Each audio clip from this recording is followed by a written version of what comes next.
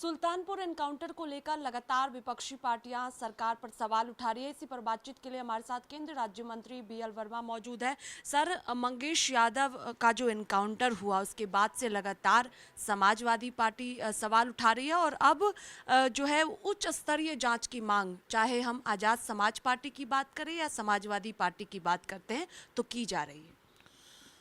देखिए, चाहे समाजवादी पार्टी के नेता हों या अन्य कोई नेता हों, मैं कहना चाहता हूँ अपराधी अपराधी होता है।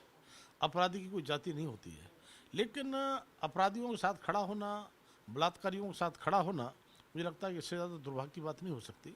आज समाजवादी पार्टी के नेता जब भी अपराधियों की बात होती है और अपराधी कोई मुठभेड़ में अगर मारा जाता है, तो मुझे लगता है कि वो जांच की मांग करते रहे। जांच उसका मुझे इशू नहीं, जो कोई नहीं है।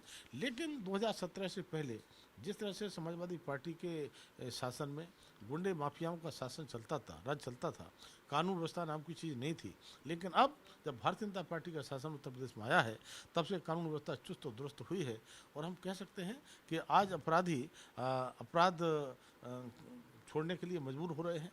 और बहुत सारे अपराधी आपने देखे होंगे कि तख्ती लटका करके अपनी गुनाहों की माफ़ी मांगने के लिए बात करते हैं। तब मैं कहना चाहता हूं कि हमें देश की प्रदेश की 25 करोड़ जनता है, उसकी सुरक्षा के लिए अगर कोई कड़े कदम उठाने पड़ते हैं कानून व्यवस्था के लिए, तो करना चाहिए। और जहाँ तक मुठभेड़ का सवाल है, तो मुठभेड़ किन परिस्थितियों में कैसे हुआ है वो जाँच करवाते रहें। लेकिन अपराधी के साथ खड़ा होना, बलात्कारियों के साथ खड़ा होना, ये मुझे लगता है अच्छा नहीं है। आप कन्नौज की घटना को देखिए, नवाब मियाँ का डीएनए टेस्ट की पुष्टि होती है। समाजवादी पार्टी के कितने निकट के और कितने बड़े नेता माने जाते थे उनके समाजवादी पार्टी परिवार के। तब मैं कहना चाहता हूं कि आज जिस तरह से समाजवादी पार्टी अपराधियों के साथ खड़ा होती है, आज पश्चिम बंगाल की बात आती है तो पश्चिम बंगाल की सरकार को क्लीन चिट देने का काम करते हैं। पूरा देश में गुस्सा है, पूरा देश इस समय आक्रोशित है।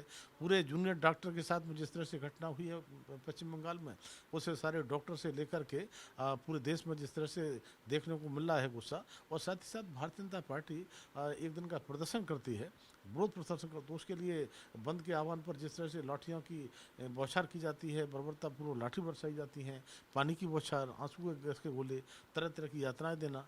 तब मैं कहना चाहता हूं कि आज समाजवादी पार्टी के नेता निश्चित रूप से अपराधियों को संरक्षण देते हैं और कहीं भी इस तरह की बात आती है तो उनके साथ खड़े हो जाते हैं।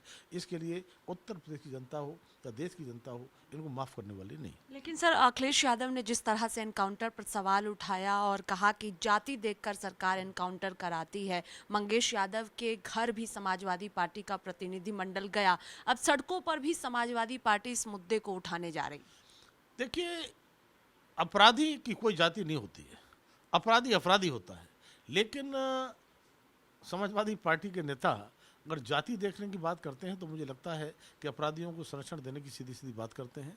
तब मैं कहना चाहता हूं कि जाति के चश्मे से न देख करके अपराध को अपराधी के चश्मे से देखना चाहिए। आखिरी सवाल है, आपको लगता है कि इसके जरिए समाजवादी पार्टी पीडीए को साध रही है, क्योंकि उत्तर प्रदेश में 10 सीटों पर उपचुनाव भी होना है और लोकसभा चुनाव में जिस तरह से नतीजे रहे समाजवादी पार्टी के पक्ष में, उसको लेकर ये सब कुछ किया जा रहा है? देखिए, समाजवादी पार्टी का पता नहीं पीडीए कैसा पीडीए है।